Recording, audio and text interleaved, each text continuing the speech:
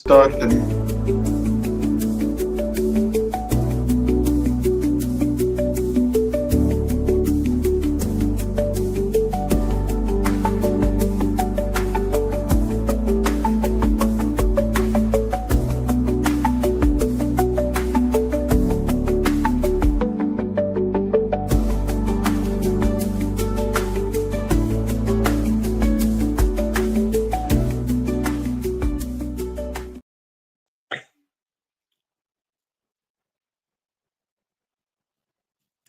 and I'm live. All right, welcome everyone. Welcome to the it's not, I guess it's the pre-Thanksgiving show. It's not quite the Thanksgiving show, but it's the pre-Thanksgiving show, I guess. Thanksgiving coming up this week. For those of you who are observant. But yeah, no work today. Yesterday I went to Virginia. Today nothing, which is fine. I wasn't super in the mood to go anywhere. So but anyway, so whatever. I got this ton of content. There's a ridiculous and insane amount of content out there, and I tried to collate it in a way that hopefully is worth your time and worth your time. So the title of tonight's stream, and this is a book. There's a book out there called The Fourth Turning, where they claim a whole bunch of stupid shit like this. History changes in four phases, and there's the first turning, the second turning, the third turning, the fourth turning. That's all bullshit. The fourth turning, the first three turnings for you, I'll tell you what they were. I'll do this is the exact what order they happened in. I'm not sure, but this is the first three turnings. There's no Santa Claus, there's no Easter Bunny, and there's no Tooth Fairy. Those three shots were so terrible to your fucking psychology that you can't take the fourth turning. You're like, I don't want to know about the fourth turn. I don't want to know. Don't tell me about this. I can't take another one. But the fourth turning is where you realize it turns out everything you really believed is bullshit. And that's when people just aren't emotionally equipped to accept. You know what I mean? They're it's too terrifying to think, oh fuck. No way, no, not that. And you can't take it because the three crippling blows of Santa Claus, the Easter Bunny, and a Tooth Fairy have left you a psychological cripple. You know. However, you're living in a time where all the shit's getting flipped on its head, and then some dude writes a book called The Fourth Turning, which is complete bullshit, but he probably makes a gazillion dollars off it. And people go and expect. I don't know, but there's the hardest part, like for me, the thing that, and this seems like a fucking constant thing with me, is I'm always remembering something that I read 10 years ago or 20 years ago or whatever, and looking at it in light of what I know today versus what I knew at the time, and it just changes everything. And so a real good example was in the early 1990s, we had the first Gulf War, right? And there was a white guy, there was a general, a white guy named Schwarzkopf, and a black guy named Jerome Powell. And they made them out to be heroes back in the day. And I read both their books. And the Norman Schwarzkopf book was super interesting for a couple of reasons. And I think about it a lot because where I work. When you go to Teterboro Airport, there's a little road, it's just a little road. It's called Charles Lindbergh Avenue or something like that. So I always think about Charles Lindbergh. Charles Lindbergh, not as far away from my thoughts as you might think. So what? Norman Schwarzkopf's father was the head of the New Jersey State Troopers back during the Lindbergh baby kidnapping. And in the book, Norman Schwarzkopf claimed that there were boxes and boxes of evidence proving that the Bruno Hauptmann, who was the guy who was convicted of the Lindbergh baby kidnapping and murder. There were boxes of evidence stored in his attic, the attic of the head of the state troopers who did the investigation, and that Norman Schwarzkopf, 8-year-old Norman Schwarzkopf, read through this as an 8-year-old, and it proved, beyond a shadow of doubt that Bruno Hauptmann was guilty. But at the time, the verdict was super controversial, and you might ask yourself, what the fuck with the boxes of, if you had boxes of evidence proving this guy did that deed, why wouldn't you hand them over to the prosecutor? What would they be doing in the fucking attic of the state troopers, who led the investigation? Like, and I remember reading that, and at the time I was like, the Lindbergh baby kidnapping was famous for a very, very long time, and it's something my parents used to reference. And I remember reading that in the book, and I'm thinking, oh, that's weird. And then Schwarzkopf talks about his father was, after he left the New Jersey State Troopers, was invited to set up the police force for the nation state of Iran.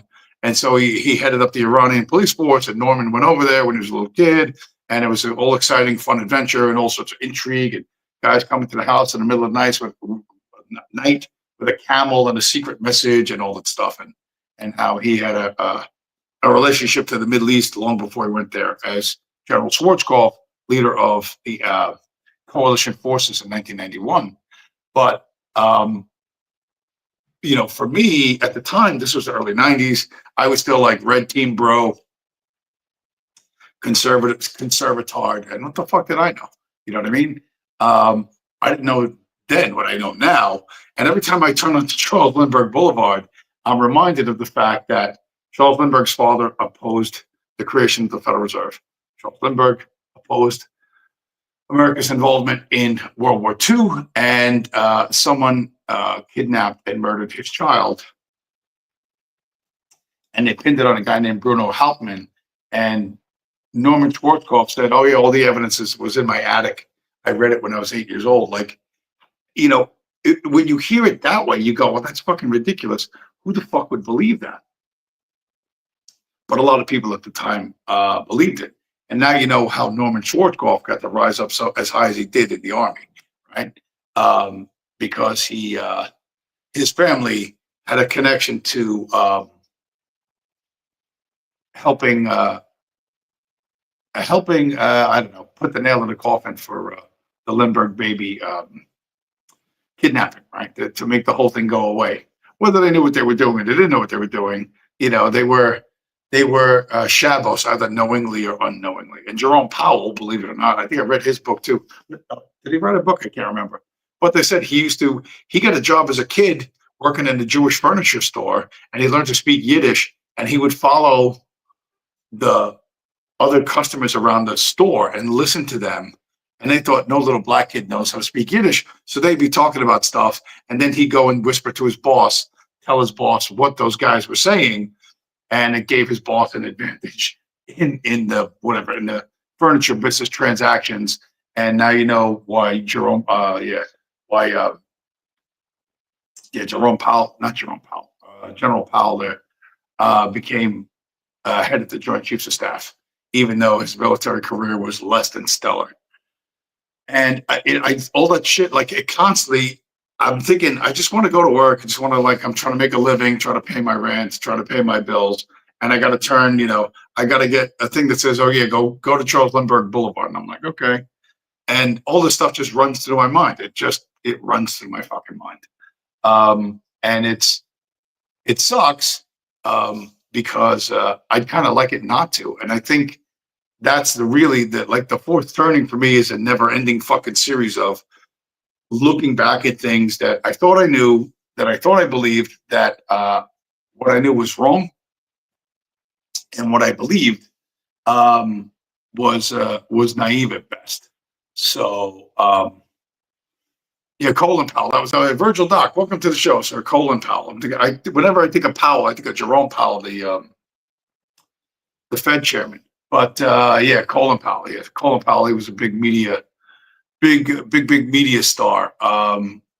And so those two were, it turns out that the two highest ranking military dudes at the time, who were squashing Saddam Hussein, who was building a nuke, some kind of a giant cannon to shoot at Israel, it just so happened that two Shabos or Shabos went there to put him down, and put him down. They did, I guess, pretty well. And then we contained him for a while until 2003, where we decided to take him out. So yeah, Colin Powell and Norman Schwarzkopf. But if you ever read Norman Schwarzkopf's biography, and it's right in the early part where he talks about his childhood, and he says, "Oh yeah, by the way, I was an 8-year-old kid reading through fucking New Jersey State Trooper case files on the Lindbergh baby kidnapping." Really, really, you let a fucking kid touch that? It's just so wildly fucking implausible that he put it in there for a reason, and that's why it sticks in my head. I'm like, why would he fucking say that? Other than, I guess, maybe to brag that his father caught the Lindbergh baby kidnapper, but to make up the rest of it, yeah, it's just one of those things that sticks in my head. Anyway, there's a million, 100,000 things going on. I'm trying to think about what I want to talk about first. What do I want to talk about first? Because a lot of things. Well, I'll tell you what. Let's talk about. As I'll jump around like I always do. One of the fucking absolute best. Where is it? One of the fucking absolute best things was. Where is it? Oh, come on, man. Are you telling me that's not it? It's got to be. I think it's this one. I think it's this Candace Owens one. Because there were things I sometimes I just get it right on instinct. And oh wait, here it is. Here it is. It's right next to that one. Hold on, we'll get to Candace Owens later, who's the fucking media star of media stars. A while back, I stuck up for somebody who I don't know personally, just based on principle. And I'm sure a lot of people thought, and a lot of people still think, very poorly of this individual. But this is a fucking eye opener. That's going to be a little bit of a fourth turning for you. What the hell is going on, America? Someone tell me, please. If you want to know the irony in what I'm about to tell you, click on this comment and it'll take you directly to that video. Now you're probably wondering, why are you doing a video reply on the topic of Britney Spears when this comment was on a video about Charlie Kirk? Let me explain. Yesterday I made a post on Facebook and Instagram. In this post, all I'm doing is literally reiterating claims that Candace Owens is making, which is the fact that Erica and Charlie Kirk were devoted members of Calvary Chapel Brentwood Church. The pastor of that church is Rob Taylor. His wife is Lou Taylor. Sound familiar? Now it's alleged that Lou Taylor, Britney Spears' ex-manager, funneled 10% of her earnings from the conservatorship to the church. So what Candace is basically claiming is that Britney Spears funded the church that Erica, Kirk, and Charlie were members of. And it looks a little bit more sus considering that Jamie Spears, Britney's father, was baptized with Lou Taylor by Rob Taylor, her husband. This is where things get even weirder, at least for me. Last night I get back on Instagram to check who liked the video, the comments on the video, and who do I see? Brittany Aldean. Now it really made me wonder, why would Jason Aldean's wife Brittany like a post like that? The kind of things that make you go, Now there's actually a lot more to Kris Jenner's 70th birthday party guest list aside from Lou Taylor. There was a lot of symbolism that people missed, and those that attended that correlated to the symbolism. But for that, you'll have to let me know if you even want a part 2. Might be worth it. So, Britney Spears was being ripped off by the same people that were around Charlie Kirk. And they had her, listen, I stuck up for the kid, and I said it before, I'll say it again briefly. She was on TV when she was 5 years old. She was performing in front of an audience, and she was 5 years old from like Star Search. And when she hit like 30 or 35 or however fucking old she was, she said, I quit. I don't want to do this anymore. They didn't want to know, don't stop. You got to keep going. You're making money. So that's when she shaves up her head, and they're like, oh, she's crazy. Throw her in the loony bin, stuff her full of fucking meds, take her fucking money from her. Well, it turns out she wasn't crazy. She's just a fucking normal she wanted to retire after 20 fucking years. And I've said a lot of people look down their nose at this woman because her music doesn't rise to your level of aesthetic approval, like your fucking aesthetic approval means anything. Your aesthetic approval means shit. Your opinion about everything is shit. Okay. The reason why I stuck up for this chick is because she always fulfilled her contract. They said, go out there, sing and dance, do the costume changes, do this and that, blah, blah, blah, blah, blah. And she did it every single time, all around the world. And whether you think the ticket price was worth it, or her fame was worth it, none of that's fucking important. She never turned her back on the audience. She never threw a fit. She never said, you got to have a fucking giant bowl of green M&Ms in my dressing room before the concert. She never did any of that stuff. She went, she did her fucking job. And when it was over, she wanted it to be over.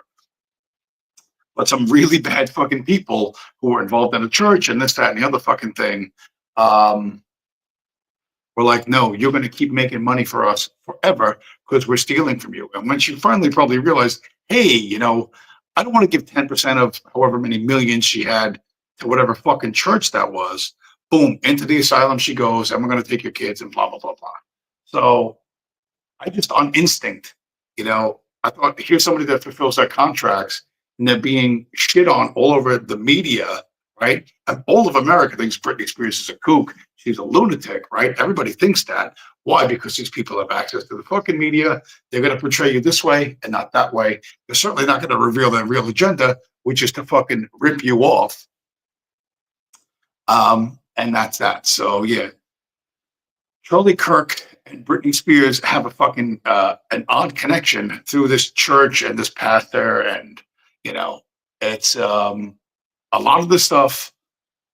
And here's a little fourth turn of view, is wildly interconnected. Everything's going to be interconnected to another thing, and it's going to be like a plate of spaghetti with everything. You're not going to know where one thing ends and another thing begins, and a lot of people are just going to be overwhelmed. They're just going to be overwhelmed.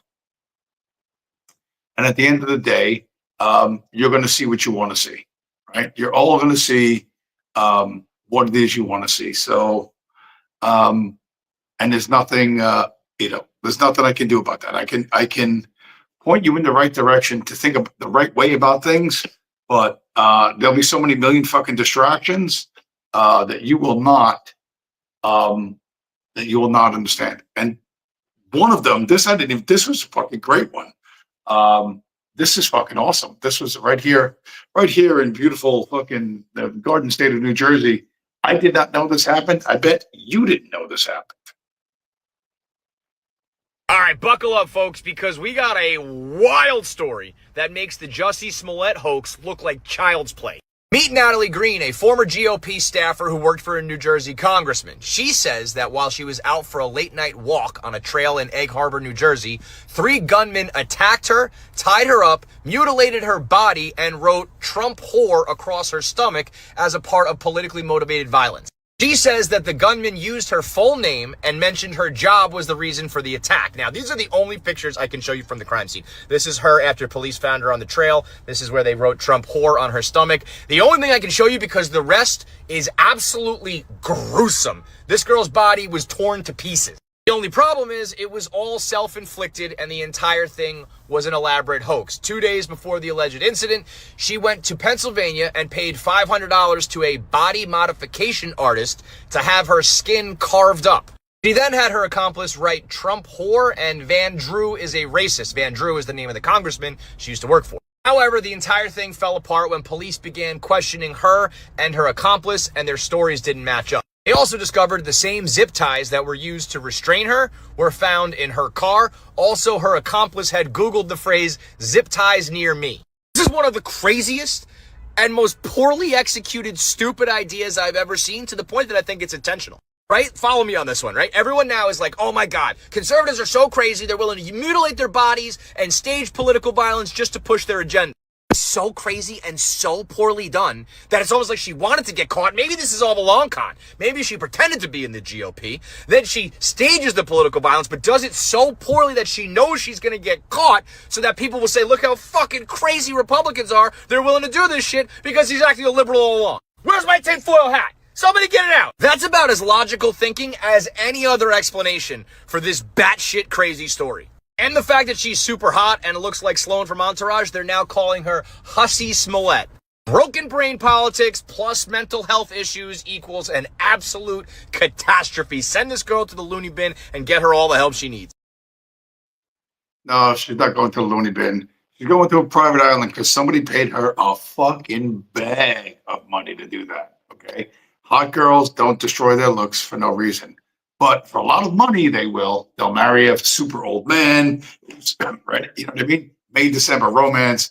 Somebody talked to her, and somebody somewhere put a lot of fucking money in a Swiss bank account or a bank account in Curacao or somewhere offshore, and whatever body modifications or scarring she had done, it's nothing compared to what the amount of money that she got for doing that. Because she's not crazy. Girls like that are not crazy, okay? Not politically crazy.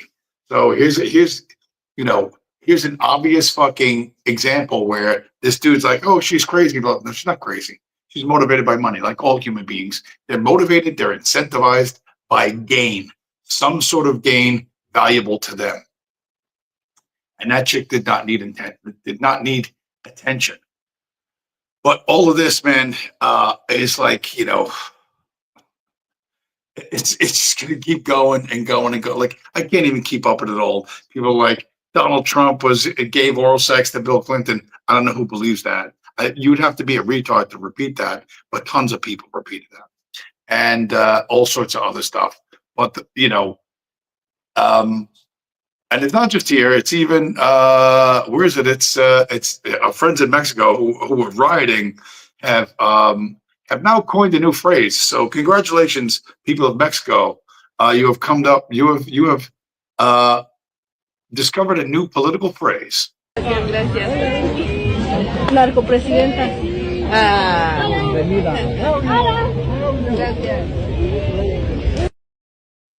And they called her narco presidenta, so the drug president, because surprise, surprise, the Jews don't seem to want to stop the drug business. There's cartels selling poison to young men to turn them into thieves and young women to turn them into prostitutes. And you ask the government, hey, could you do something about this? And they're like, no, senor, I can't help you. You know what I mean? And where was the other one? There was one more about her. It's one more. I think I can get it from here. Hold on.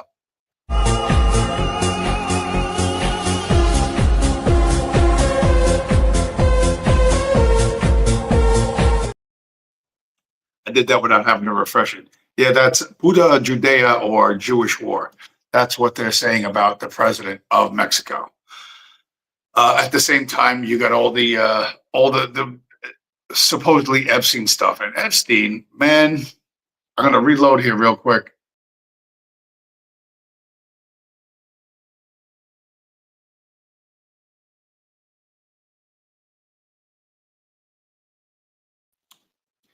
Epstein, they're using as FUD, as fear, uncertainty, and doubt. So what do I mean by that? Where's this video? You got to remember, and I've said this before, I haven't said it in a while, but they will do everything in the fucking world to convince you to sell your Bitcoin or not to acquire more Bitcoin. And they will do everything, and I mean fucking everything. And here's a perfect example. Why are people suddenly saying Jeffrey Epstein created Bitcoin? My name is Jeff. This week, around 18,000 of Epstein's old emails were released, and one stood out to the crypto world. It was an email to the head of MIT's Media Lab with the subject line, Digital Currency Initiative. The email showed that money Epstein gifted helped MIT move quickly and fund work that supported Bitcoin core developers. But let's be serious, Jeffrey Epstein isn't Satoshi Nakamoto. You really think Island Man had time for that? One thing we do know is that his money funded some of MIT's work that supported Bitcoin's development. And MIT wasn't just working on Bitcoin, they were researching blockchain security, digital payments, and other emerging tech. He most likely did it for reputation, access, and influence, staying close to elite scientists and cutting-edge research. But he wasn't Satoshi. this is where they're just making up everything, right? So they're trying to debase the idea of Bitcoin in your mind, to conflate it and mix it. Oh, he's Satoshi. No, he gave the MIT money. MIT, we know, was working on Project Hamilton, which is not a play about a black man, being cast as Alexander Hamilton, but Project Hamilton as a digital currency initiative that MIT was working on for a while, which Sam Bankman-Fried was involved with, which Gary Gensler was involved with. So they're just looking to throw mud in every fucking direction. And while videos like that are for the fucking normies, this is the reality for the big shots, right? Wells Fargo, yes, that Wells Fargo, what, $383 million worth of Bitcoin in the crash. So they're not worried about the price going down, right? One of the largest banks in America bought, a third of $1 billion. Well, they're convincing you that Bitcoin is somehow connected to Epstein. It is not in any way, shape, or form. Not only Wells Fargo, but our man in Central America, Nayib Bukele, president of El Salvador, just spent $100 million on over 1,000 Bitcoin. This is after the IMF told him stop buying Bitcoin, and he said, "No, we're not going to do that. We aren't going to do that. We're going to keep buying Bitcoin until forever. Until forever." Meantime, where's the rest of America? Where's the rest of the United States of America? Right? America's labor market is cooling, and workers are quietly turning to Uber and DoorDash to fill the income gap. I don't know how you're going to pay for your 50-year mortgage with DoorDash, but I suppose you think you will. And other nation states, particularly Abu Dhabi, has poured $2 billion into Bitcoin mining. You need to stay focused because the fucking circus, they're going to crank it up to fucking 11 or 12 or fucking 13. And here was one. This to build on what I said last week. Some finance bro on Twitter. Hugely important filing this afternoon that will get lots of attention. Asset management space, Harvard University reportedly owning $442 million worth of Bitcoin as of September 30th. That's a 257% increase. Twitter, by the way, in the news because the Department of Homeland Security, they were putting the location of every official page, and the Department of Homeland Security has an official Twitter account, and they put the location as Tel Aviv, which I thought was pretty funny. And then they scrubbed it. So, the fuck ups on these platforms, and I said they're all Fed platforms. They're all Rumble is a Fed platform. It's all this. They either own and operate them outright, or they can reach in and do whatever they want whenever they want. And you need to understand that. So, when people, God bless these kids in Mexico, they're rioting, they're doing whatever they're doing, but that's not going to solve any fucking problems. The direct confrontational style, I said last week, you don't have any skills, you don't have any resources. All revolutions are financed. Okay, you want to throw yourself onto the fucking teeth of the fucking authoritarian state. Good luck, because it's not going to work out well for you and your little friends. I don't care if you hide your face. I don't care what you do. They're going to find you. They're going to hunt you down, and they're going to find you because they have endless resources to do that, and they'll make examples of you. The only way out is to opt out. There is no other way to do this, right? Praying for the reincarnation of Adolf Hitler, or thinking you're going to scare the president of fucking Mexico into running away, or you're going to vote your way out of this. None of that's going to happen. You have to disengage from this fucking lunatic circus.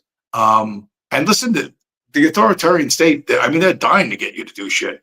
The fact that they're making something out of Nick Fuentes, pushing him to the front again. He was super useful to them in January 6th, and he's going to be super useful to them and whatever the next thing he does. You know what I mean? And he will definitely be doing another fucking thing without a doubt.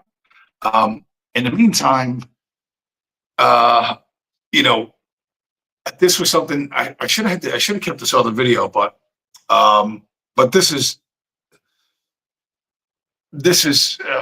an important thing to note.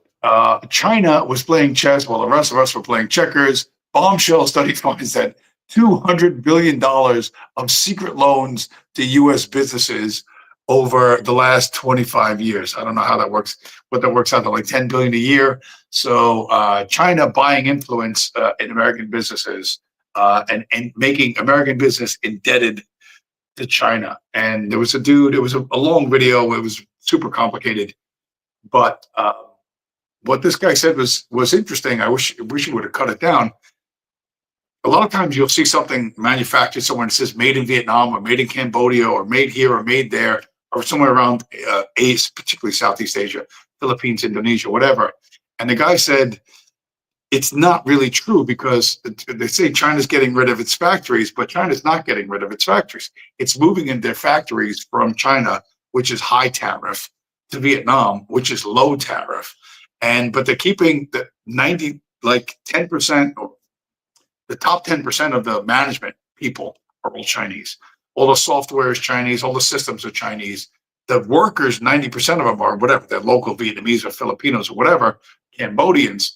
But it's China just extending its reach and using loopholes in American tariff law and tax law to keep operating and gain influence, in these other countries like Vietnam, whatever, because, hey, we're bringing you prosperity, we're bringing you jobs, we're bringing you industry, blah, blah, blah, blah, blah. And everybody getting rich with China, which is the opposite of you working for DoorDash, trying to get a 50-year mortgage and, compete against BlackRock for housing,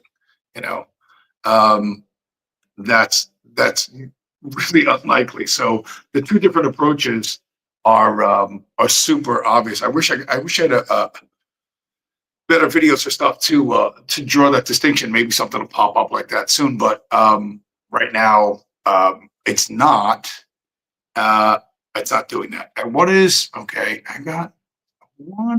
Yeah, hold on. Narco Presidente. Who's this? This is Dave the Jew. I don't know who this guy is. I don't know what the fuck this guy's name is. He's getting to be the critic of whatever. He's like the official criticizer of Israel, and he's Jewish. He's the only one that's allowed to say it. And in this video, you see they got the American flag behind him. Like, he's a real patriot. So it still looks like they're controlling both sides of the fucking argument. But somebody like this is the only one who's allowed to say these kind of things. Because what happens is, this is essentially the whole game here, right? Is that we can't afford the government that we have. We can't, period. We have nowhere near this much money. We can't tax the people enough to pay for the $7 trillion a year to manage a global empire that Washington, D.C. runs. So they can't tax the people enough. So they borrow money, but they can't borrow enough money because not enough people will lend to the government because it's just too much. So they print the money. And they've printed, I don't know if you've seen any of these charts, right? But over the last few years, like just in the Obama administration, Trump's first administration, Joe Biden's administration, and now Trump's first year, they've printed something like 75% of the money that ever existed. Like, they've just been printing money at record rates. And now everything's super unaffordable. So the prices go up and up. In other words, you've debased your currency. That's what unaffordability means. That's why your dollar doesn't go far anymore. Oh, look. The Jew sounded a lot like a Bitcoiner. So all the things we were saying that people like I say, Bitcoiners say, are coming more and more to the front. It's being washed out by the Trump horror stories and all the rest. But at the end of the day, the fact that you have to drive for DoorDash is gonna have a much more, or your kids will, and have a much bigger impact on your life. And the harsh reality for me, and I guess for other people like me, is that you're just like, you won't do it. Like you will exhaust every other alternative other than to admit that Santa is not real. You will exhaust every alternative other than to admit the tooth fairy is not real. You will just, if the Venezuelans, if the Libyans, if the fucking Lebanese, the people of fucking Sri Lanka, Argentina, if they won't use Bitcoin, like this cycle has to run through. It has to go the way it's going to go, and every other alternative has to be exhausted first, and you will be dragged, beaten, and screaming, screaming and crying to the only economic system that can't be gamed. It cannot be gamed. Where's oh yeah, and this also goes along the lines of FUD, right? Of people, just the general smearing of Bitcoin. But I love this video. The mastermind of a vast Ponzi scheme in China was jailed in Britain on Tuesday for over 11 years. And this footage reveals the moments Qian Chemin was arrested in northern England's York last year. She conned nearly 130,000 investors and laundered the proceeds of the fraud into cryptocurrency, now worth billions of dollars. Will Line is from the Metropolitan Police. As part of this investigation, we seized over 61,000 Bitcoin, now worth approximately £5 billion, alongside other non-crypto assets valued at more than £20 million. This currently represents the largest confirmed cryptocurrency seizure anywhere in the world, and the biggest money laundering investigation in UK investigative history by value. Prosecutors said Qian had tried to purchase a villa in Tuscany and high-end London properties to launder the proceeds of her fraud. But it was a 2018 attempt to buy a house that put her on the radar of British police. Many people lost their life savings, and the emotional and financial impact on them was devastating. Today's outcome is a step towards justice for those victims. Qian Chemin pleaded guilty to 2 money laundering charges in September. 2 of her co-conspirators have also been jailed. While the criminal proceedings have finished, there remains a looming legal battle over the fate of the seized Bitcoin and how the victims of the fraud are repaid. That's going to be interesting. But they're just to see it, they kick in the door like, police! Think, oh, it's the British version. So they're not coming in with like tactical gear and AR-15s, but she's just sitting there in bed like, what do you mean I don't get to sleep in my own bed tonight? I have to leave, but I have to leave this lovely room I have.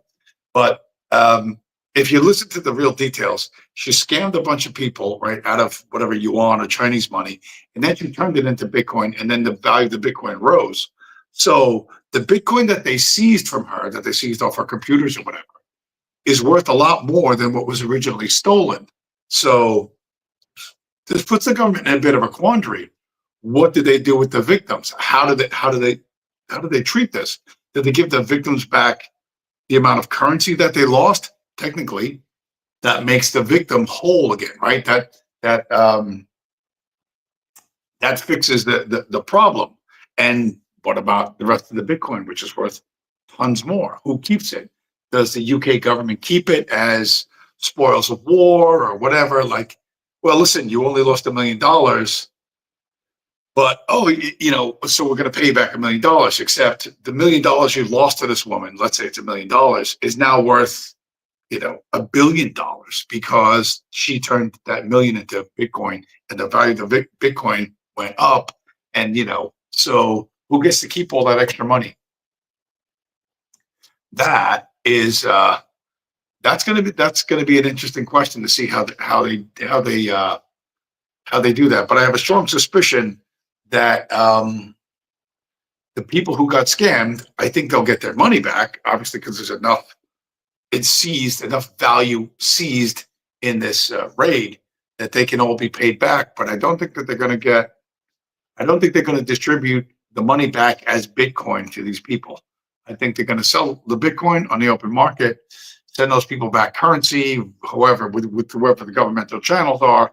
And I think the British government's going to keep the rest. That's the way I think it's going to go, but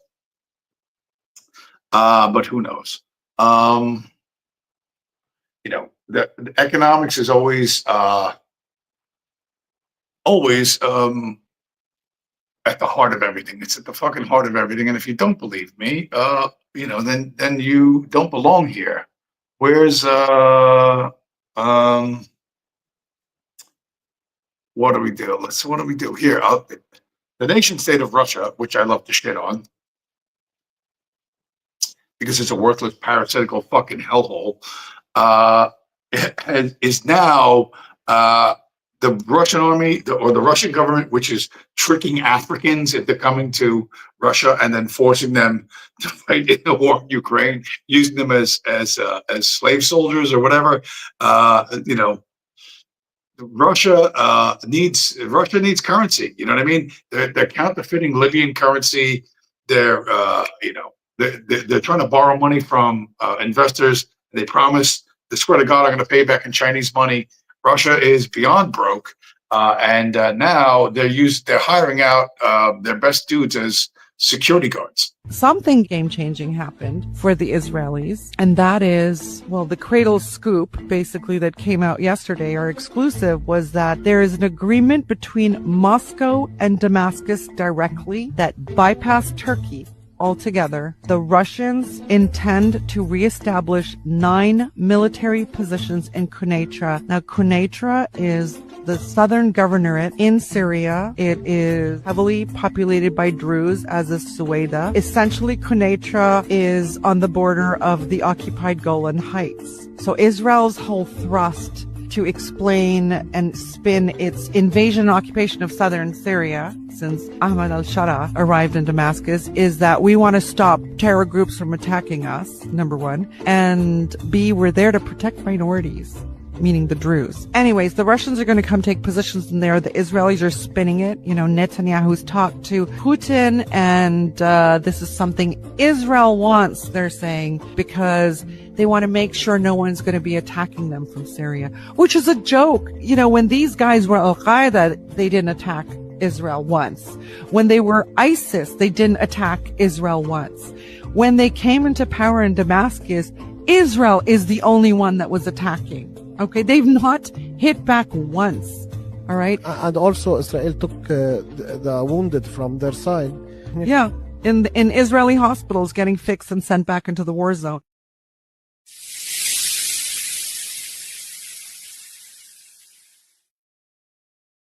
So that whole line about Putin told Netanyahu what to do, bullshit. Netanyahu tells Putin what to do. The Jews still control Russia like they always have. And now I guess Putin's sending his military down there as security guards. I guess they're going to get paid somehow, some way for keeping the troops down there. And for the troops that go down there, it's great. It's nice warm weather. You can get some cheap shawarma. And you don't have to worry about getting shot by Ukrainians. And the point that this woman and the guy she's talking to make is that when Al Qaeda were the bad guys, they never attacked Israel. And when ISIS, the Israeli hospitals used to go out and take wounded ISIS fighters and patch them up and send them back out into the war against Syria. So all of this stuff at the end of the fucking day.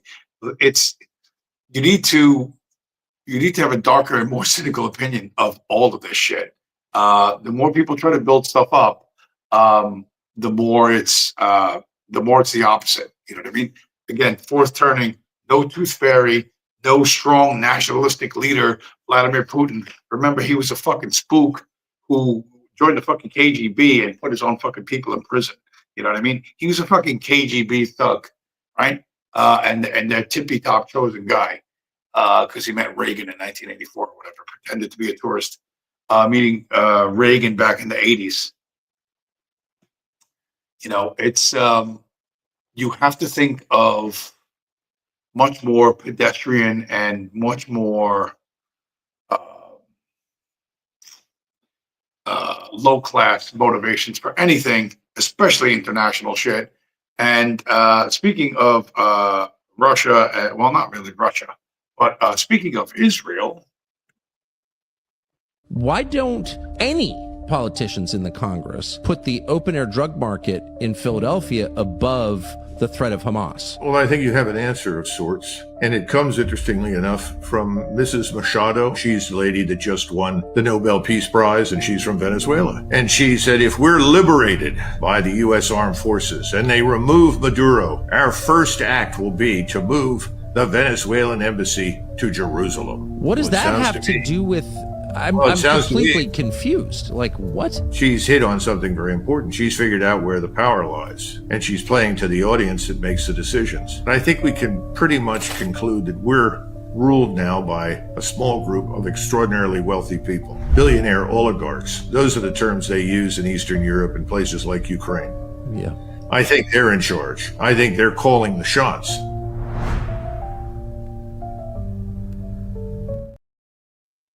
The dude is this close to naming them. He's this close. And I think the guy's a Bitcoiner, by the way. I think I've seen him on some Bitcoin podcast. So,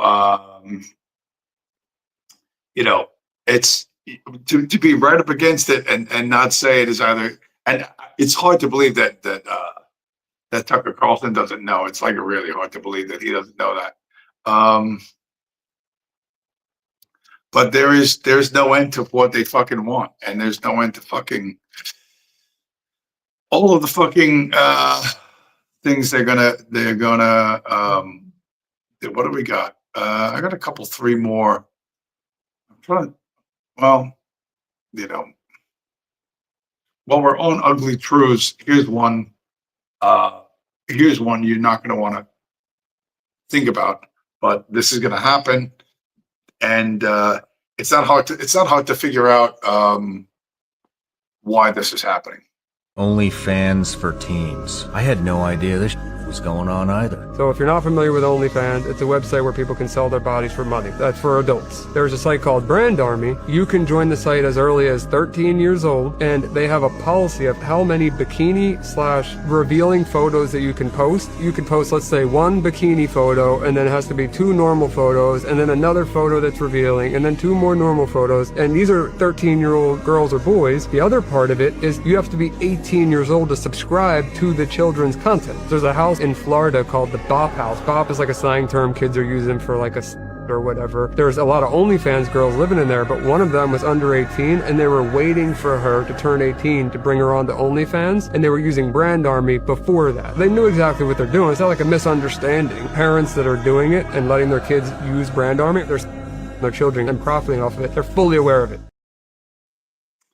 So the pipeline, the child prostitution pipeline, alive and well in America digitally with OnlyFans, which we know is owned by a Jew. And they're grooming your kids. And don't get me wrong, parents are letting this shit happen. Or parents, don't want to fucking know because they're taking fucking their prescription meds. They're smoking weed. Ketamine is legal now. I don't know if you know this, but ketamine is fucking. You can get ketamine now without a prescription. Like, I've seen fucking billboards for ketamine. Your parents are fucking drugged out. Your children are being turned into fucking prostitutes. Anybody who's trying to fucking make it is busy fucking driving for DoorDash 90 hours a fucking week.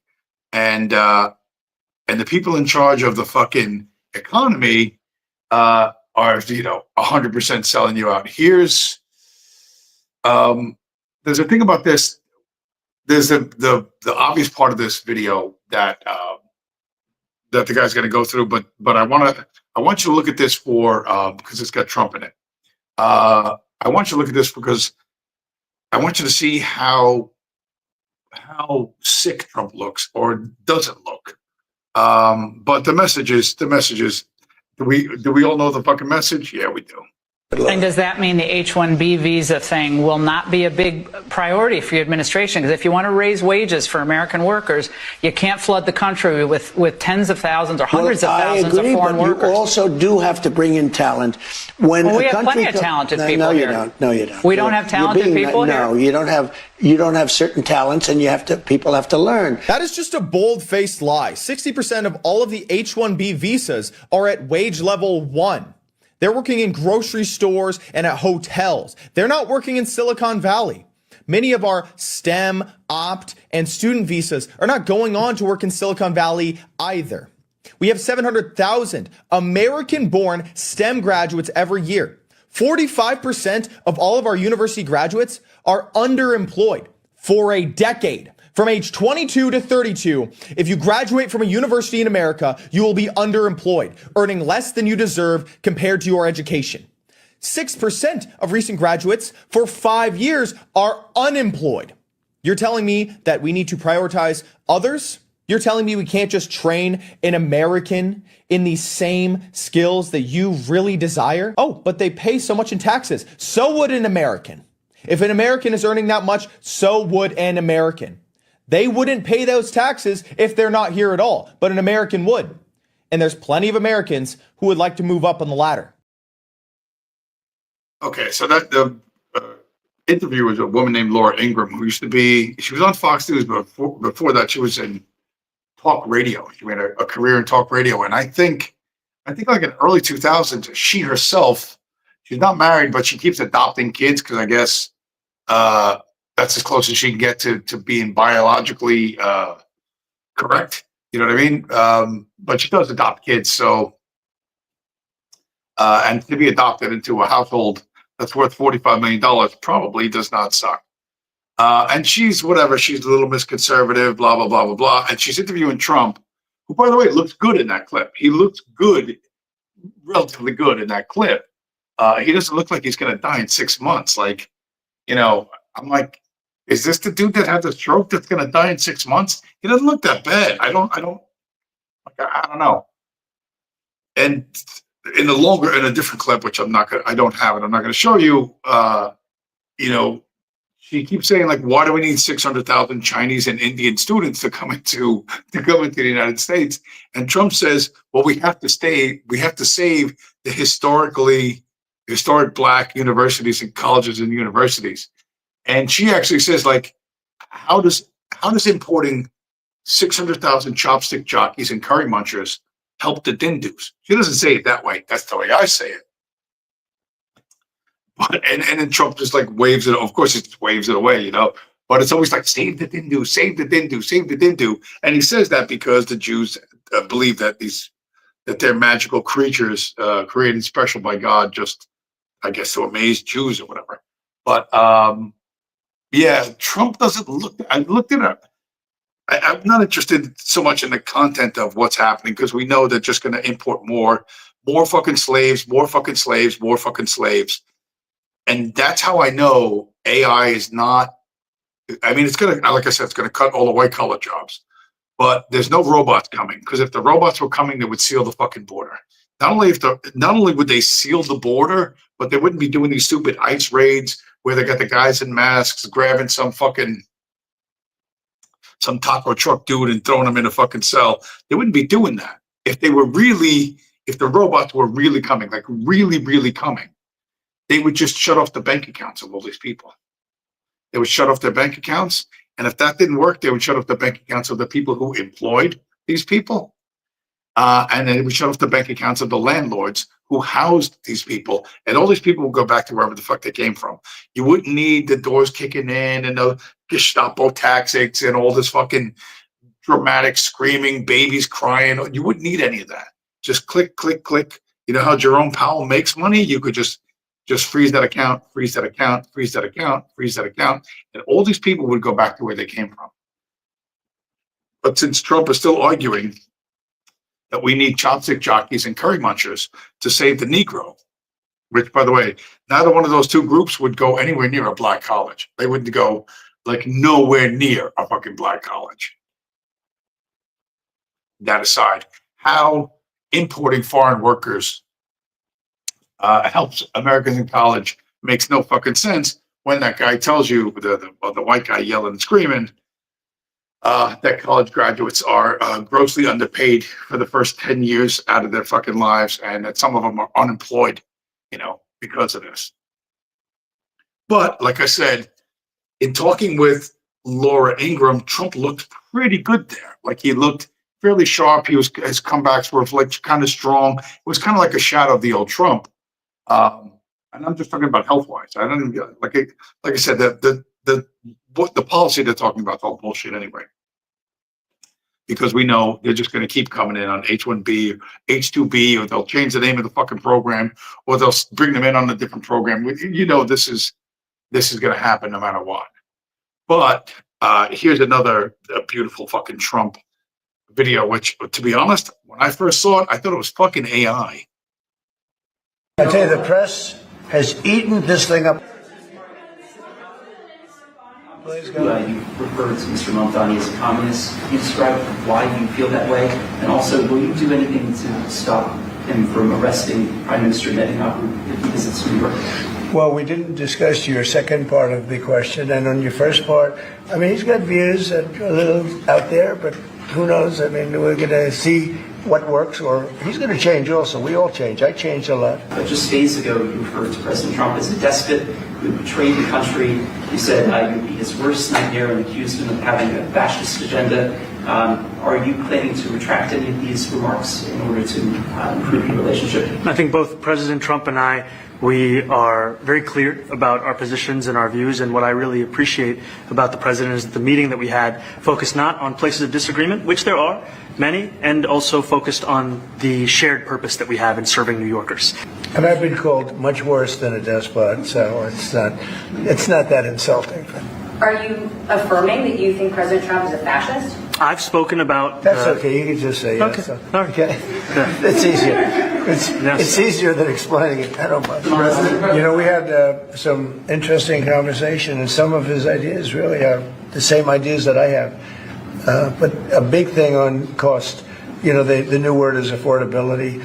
Another word is just groceries. It's sort of an old-fashioned word, but it's very accurate. What we did is we discussed crime more than ICE per se. We discussed crime, and he doesn't want to see crime, and I don't want to see crime, and I have very little doubt that we're not going to get along on that. Would you feel comfortable living in New York City under a Mamdani administration? Yeah, I would. I really would, especially after the meeting. You've accused the U.S. government of committing genocide in Gaza while President Trump was working on peace. Why that? I've spoken about the Israeli government committing genocide, and I've spoken about our government funding it. And I shared with the president in our meeting about the concern that many New Yorkers have of wanting their tax dollars to go towards the benefit of New Yorkers and their ability to afford basic dignity. That people were tired of seeing our tax dollars fund endless wars. And I also believe that we have to follow through on the international human rights, and I know that still today those are being violated, and that continues to be work that has to be done no matter where we're speaking of. Do you view the mayor-elect as the true leader of the Democrat Party? Well, look, I hope they have great leaders. This is a man that right now I think is focused on New York City.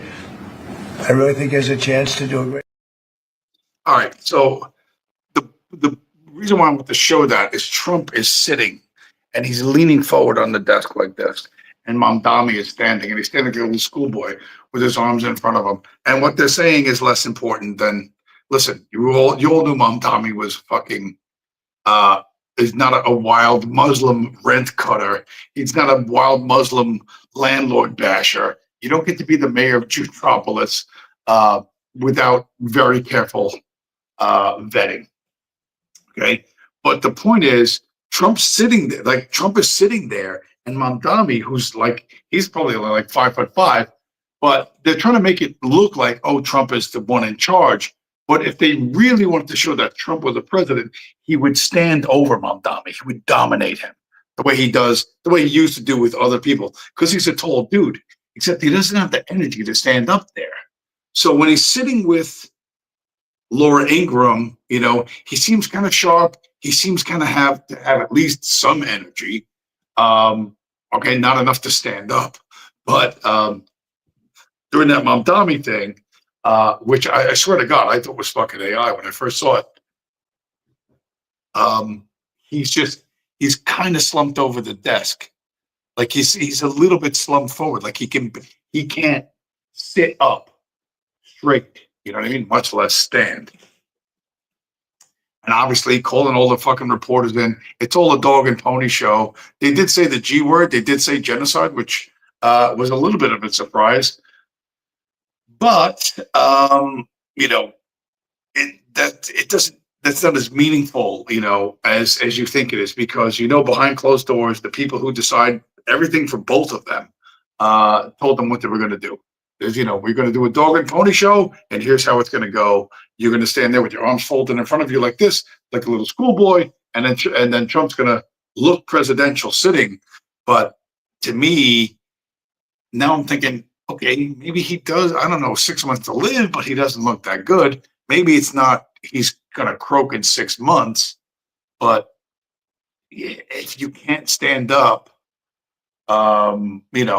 during that meeting, that's fucked up. And of course, since fucking when does the president meet a mayor? Like when did the president of the United States ever meet the mayor of New York? Like ever? I can't remember. In my life, I cannot remember that ever happening. That's like a first. I don't, no matter who became mayor, I don't recall that happening. So, and Trump kind of gave away the game. He says, well, I've made a bunch of changes and he'll change too. Yeah, we know that. So that was pretty interesting. From a looking, how healthy is Trump? Is he going to fucking die in 6 months or not? I don't know. It's curious. The last one, what do I got? Yeah, I'll do it anyway. Because this is part of the MAGA is pedos. If you're a Republican, you're a pedophile, you're a friend of the felon, et cetera, et cetera, et cetera. Gearing up, the old the race war fantasy, they push, and in this case, they're starting now. They're kind of planting the seeds now, and I guess they're hoping that they will bloom in spring. Found the white family that purchased the first black wood of my bloodline off the slave ships in Charleston. Yep, that's what we came up with. If I wanted to today, I could find the white wood descendants in southern Georgia and pull up on a fucking house. One day I will. Yeah. One day I will. So this black man says he's actually found the white family that purchased the ancestors of his slaves centuries ago, stalked them, and even found their house on Zillow. There's more to this video. And fantasizes about killing them, says that one day I will. I could pull up to their fucking house. Okay. So who owned those slave ships? Who, helped facilitate that trade? Where did they acquire those slaves from? Holding this type of collective guilt will not work out for you very well. And Shannon Sharpe featuring this is foolish. If the same thinking were applied to African Americans, then you'd have to look at the 250,000 white people killed by blacks in the United States in the last 120 years, as well as the trillions in SNAP, EBT, unemployment, housing, as well as healthcare, Medicaid, investments into historically black colleges, Head Start programs, college tuition, free lunch programs, community policing and crime reforms, centered around African American communities, placement in universities which are proportional to their academic achievement, hiring in jobs not proportional to their work or competency, loans intended solely for black-owned businesses, PPP loan fraud, housing loans which prioritized African Americans under both Obama and Biden, a variety of these things. Then, black Americans would probably owe the US government about $60 trillion. But we don't think like that. Or I guess some people do think like that, since they're going on podcasts and saying it. Okay, so that dude Shannon Sharpe, he's like an ex-football player, multimillionaire. He got a little bit of reflected fame from that little black comedian, the one that I liked, I thought was funny. Anyway, he's like Mr. I guess respectable black podcaster, bro.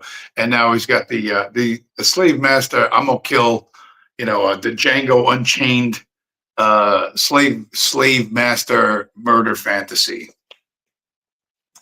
They want to keep pushing this. The problem is their real competition for blacks, for the slaves, for the EBT and the SNAP and all the rest are the dudes from Venezuela and Mexico. You know, what's not being said there is the competition for those government benefits is going more to the Hispanics than it is going to the blacks, and the Hispanics are killing the blacks successfully. You know, more successfully than a lot of them would think. I showed videos in the past of Chicago fucking politicians screaming about gun-toting Venezuelans are doing this and that, and they're taking our benefits. When you see blacks all of a sudden concerned about immigration, they're concerned that Spanish-speaking people are getting the housing, the medical, the blah, blah, blah, blah, blah. That's their stuff. So that's where the real war is. They keep trying to make it black versus white, blah, blah, blah, blah. I don't really think that's going to kick off. I mean, it may. There's always some of that, you know. And like I said, I don't generally want to go too deep into the dark, ugly stuff that they stick into the news, because there's an endless amount of that, and it doesn't serve anyone. You need to keep your fucking awareness where you are and who's around you, you know, and you need to be prepared for bad behavior. But that's everywhere. That's everywhere at all times, pretty much, to be honest. And if you live in a world where crime doesn't happen and violence doesn't happen to you, well, I guess you're lucky. I don't know what the fuck you're doing in this channel, but you're lucky. But yeah, the real struggle, as usual, the government's getting it wrong, is I'm losing my voice. An hour and 6 minutes into it, I'm losing my voice. Is between blacks and Hispanics. Okay, let's finish up. Let us finish, because we're past the 1 hour mark. I got some Candace Owens video, and I can't remember exactly what it's about, but oh no, that's what I know what it's about. Candace Owens doing the job the alphabet agencies should be doing. The person the planes were actually tracking for years was Erica. Not Charlie, but Erica was the one being tracked by these planes between 2022 and September of 2025. Both of those aircrafts, SUBTT, the yellow plane, and SUBND, the blue plane, showed 68 overlaps with Erica's documented locations. Okay, 68 overlaps. I have since been able to add now 73 times that this overlapped. Okay, and 29 of those instances also happened to include Charlie. Charlie was also present. These are all the instances in which this plane, 68 instances that this plane crossed with Erica. And I'm also going to say this includes overseas as well. So my instant question becomes, why didn't Turning Point acknowledge that this plane was familiar to them? When I was taking all of these figurative online bullets, someone could have easily said something, right? That's kind of a repeat thing in this investigation. Josh Hammer lies, I get attacked, Turning Point just stays silent. They know he's lying, but they allow the lie to flow. Alex Clark lies, I get attacked, I'm telling the truth. Turning Point knows it, but they kind of allow this like Catholic thing, lie to flow. And the influencers are allowed to lie. Nobody at Turning Point ever just steps to clarify that I'm onto something or I'm telling the truth about something. And when it comes to these Egyptian flights, the math on this is indisputable. There is less than a 0.00000001% probability, okay, under random distribution models that these Egyptian planes coincidentally landed around Erica at these times. Like I said, this plane was not just with her in America. It was also tracking her overseas as well. I flagged this because I was alarmed because I thought it was tracking Charlie. And I am telling you that this plane, in addition to Charlie and primarily actually was tracking Erica. So how fucking convoluted is this? Egyptian military planes are following Erica Kirk around, who was the one who had an orphanage in Romania, that they got kicked out of Romania because they were using the orphanage for child prostitution to American soldiers. And somehow this is involved with the church that was also ripping off Britney Spears and getting her thrown into an asylum. And it's going to get crazier still. It's going to get crazier still. But that black chick, Candace Owens, is the ability for her to look at which airplanes were where in the world, and look for patterns. That's what the FBI should be doing. That's what the CIA should be doing, and they're not. So some American housefrau, right, is doing better intel work than the alphabet agencies.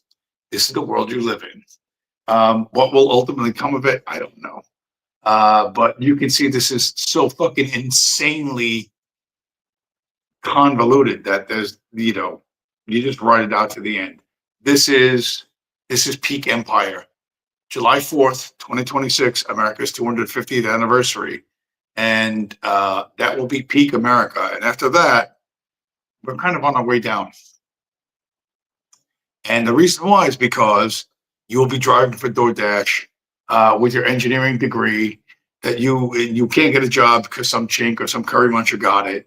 And, you're going to try and get a 50-year mortgage and compete against BlackRock for a single family home, and try to marry a woman who doesn't have too many tattoos and too many kids from another dude. This is America has peaked and is probably on its way down, which is ultimately a good thing. Not that I listen, I like my fellow Americans. I really do. I hate the government, but I like most of the people I've met in this country. I think they're good people. I think they're pretty honest people. I mean, I met some scumbags, don't get me wrong. But overall, I like America and Americans. I just hate the government. And it's looking a lot like we have achieved peak America, and fingers crossed, it all goes downhill from here relatively smoothly.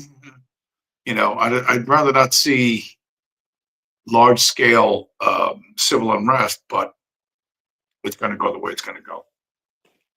Anyway, with that, 4, Virgil Doc, Purple Heart, and everyone lurking in the background. There's been a couple of lurkers. I want to say, well, first thing I want to say is smash up the like button. Smash up the like button. Because, what else are you going to do? You've been here this long. Smash the like button. And I will see you guys again next week.